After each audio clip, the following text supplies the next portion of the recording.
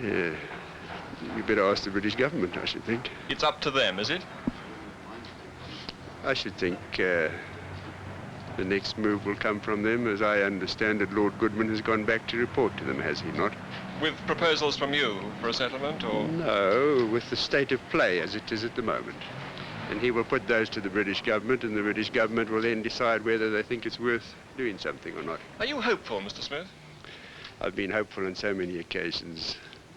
I think we'll have a little patience and wait.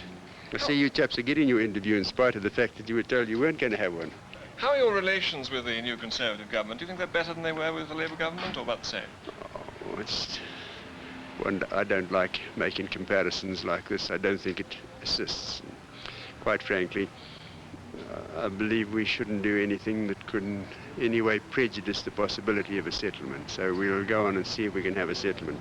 How have you chaps been getting on here? They've been looking after you?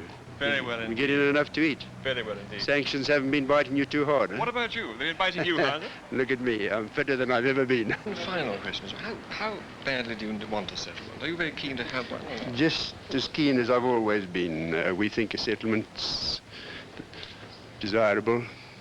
As I've said before, we're in the somewhat stupid position where we are fighting our friends, the free world, the Western world. I should have thought one had enough problems in this world grappling with your enemies without being tripped up by your friends. There's one thing that does worry a lot of people in Britain, and that is that you said when you introduced your new constitution that it sounded the death knell of majority rule. Is that still your position? I'm opposed to the sort of majority rule that people had in mind at the time, and that was one man, one vote, counting of heads, the same as counting sheep.